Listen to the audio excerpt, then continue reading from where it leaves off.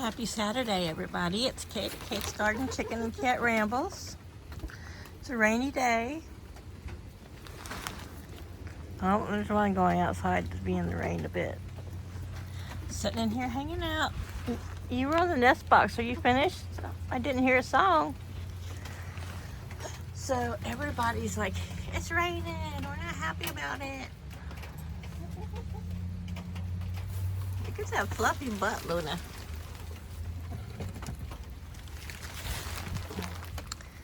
So we're drinking and eating and doing what humans do on rainy days. And staying inside. Our human mama has just invaded our coop.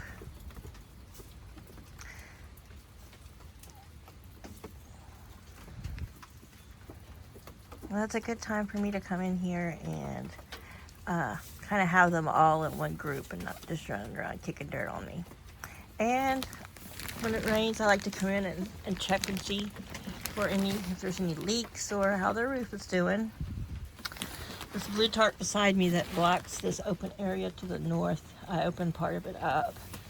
And when we don't have a lot of winds or rain or weather coming from the north, even this winter I'll open it up. It just gives them more lines of sight.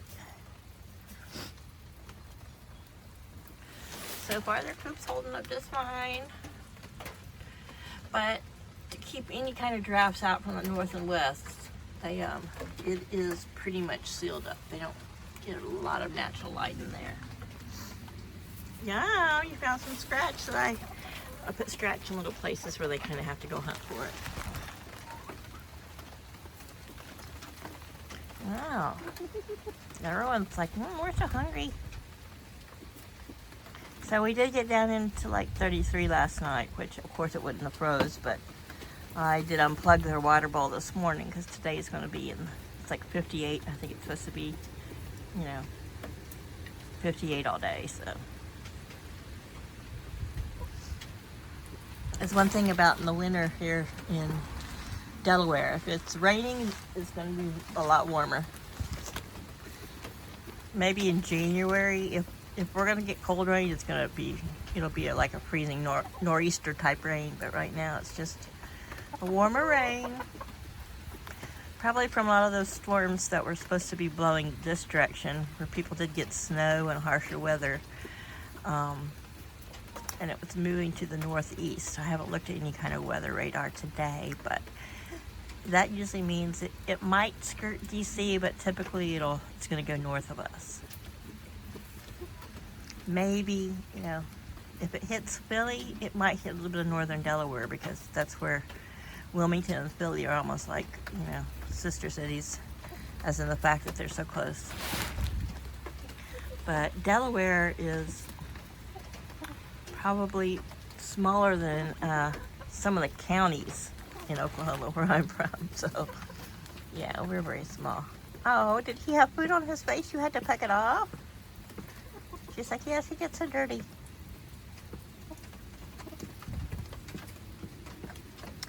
So, they really like the natural dewormer that I put in there, which I've stated before is different herbs and some pepper, like I guess probably cayenne or red pepper or something that worms don't like when chickens ingest it, but it's very fragrant, which I don't know if they smell it, but they seem to enjoy it. So they've got plenty of area to roam around and hang out and snack without being on top of each other. But once I do get more chickens, which I don't know if I'll get as big a birds as these, I'm thinking about some Dorkings. This entire 5 foot by 15 foot run will become just one big coop. And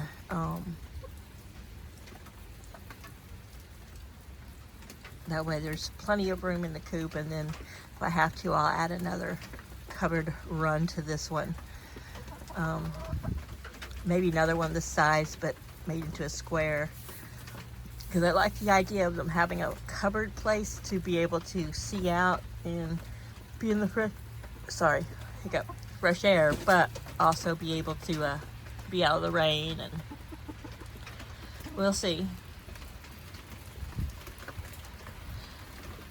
If we're going to move, I don't want to do much, but you know, that still remains to be seen. Hi, Una, what do you see? Una's a silver lace find out there in the center.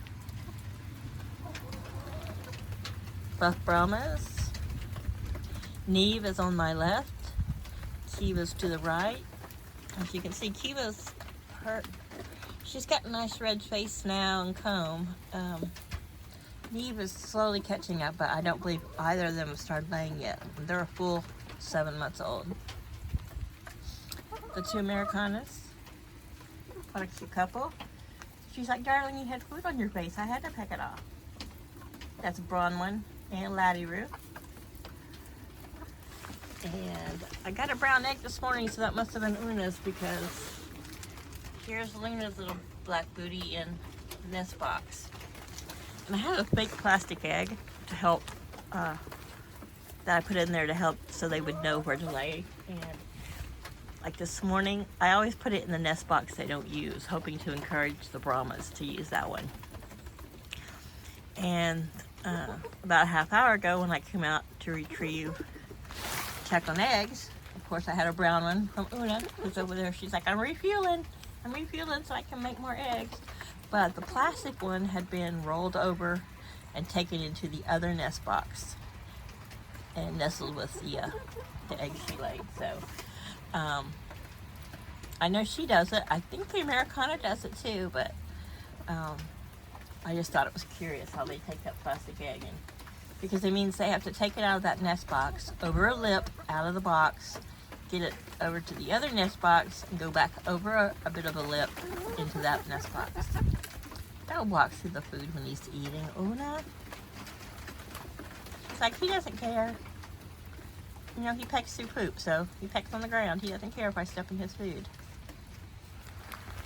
Yeah, the rain has slowed down a little bit. You can hear a bit on the roof, but yeah, they're hanging out inside.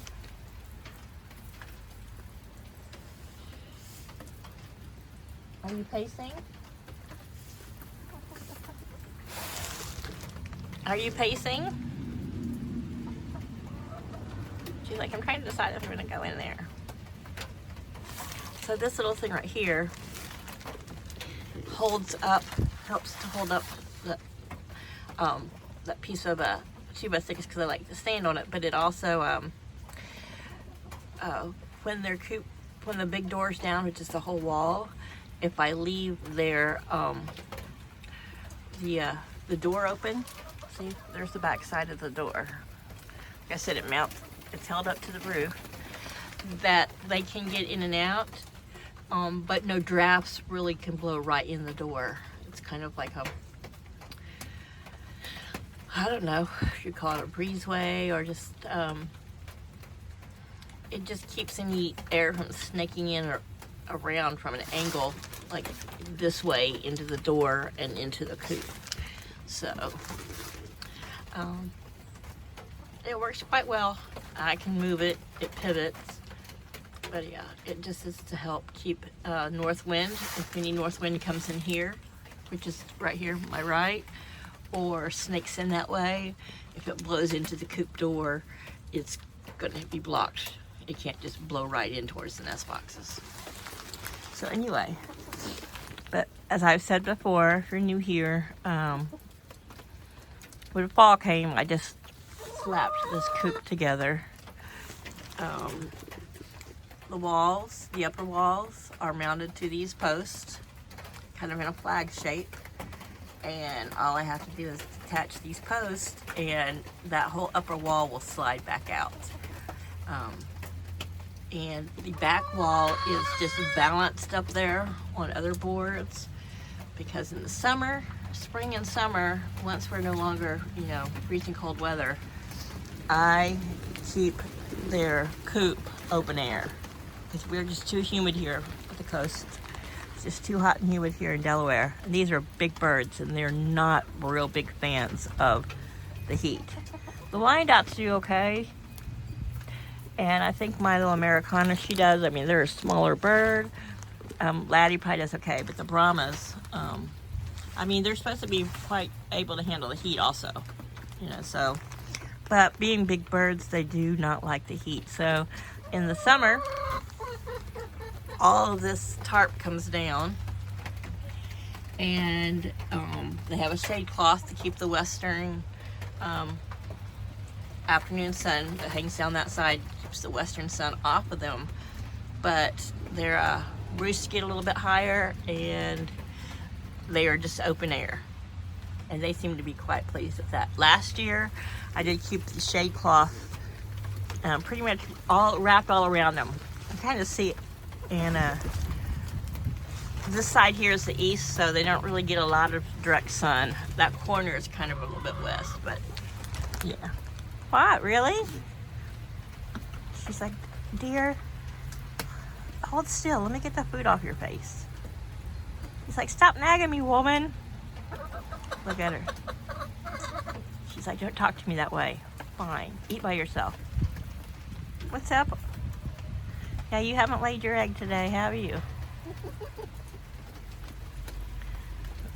My small little Americana who lays her blue-green eggs.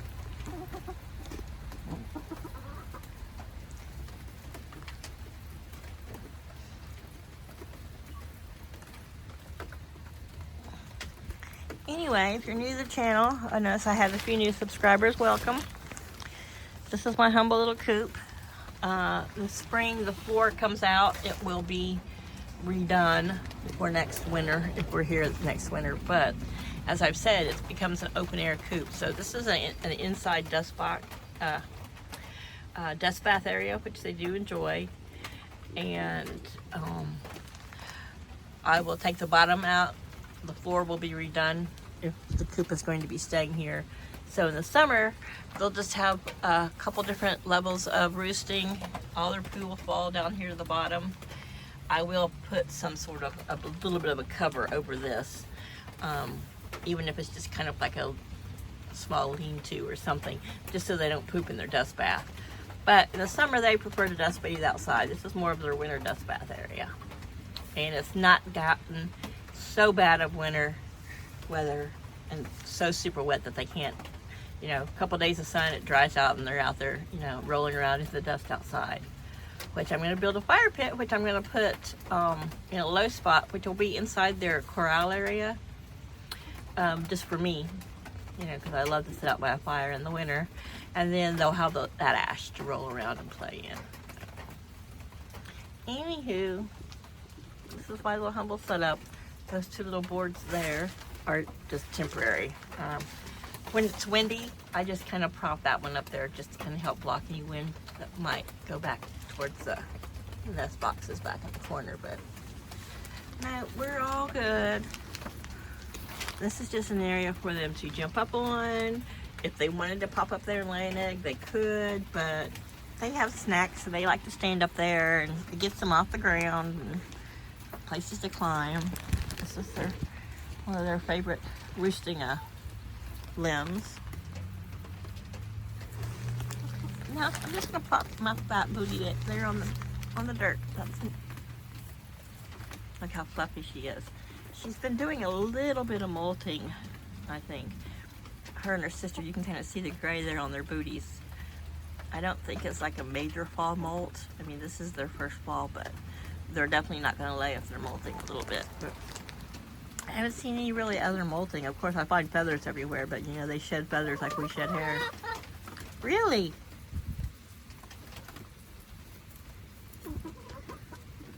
It hasn't taken them long to get used to the new water bowl. There are other water bowls outside full of fresh water and rainwater. This one's a little dirty. I'll probably dump it out and pour some from the other bowl in here, but it's still pretty clean. They've just got like a few pieces of food and some stuff settled on the bottom. But chickens, like any other animal, even though they're a bird, she's a nag, isn't she, Laddie? She's like, I gotta get the food off his chin.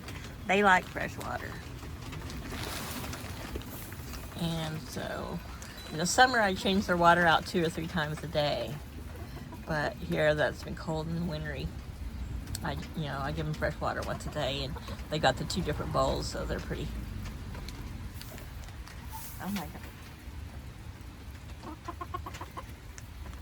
Now that's a bold woman, isn't she? She's cleaning your face, plus she's stepping in your plate.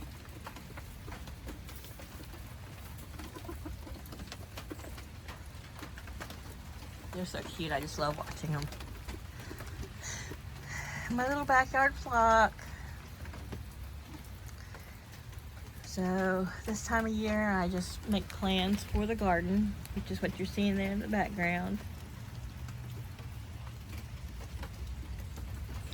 Which I'm probably going to extend to my right.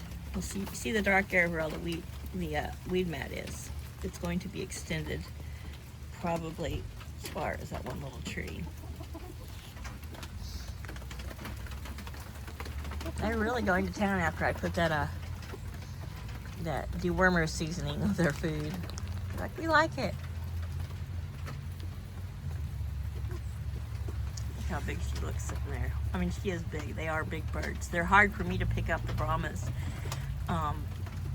because they don't have really long wings. They have a shorter wing, but they're big and they're heavy, and I have such little bitty hands that you have to really grip them pretty good.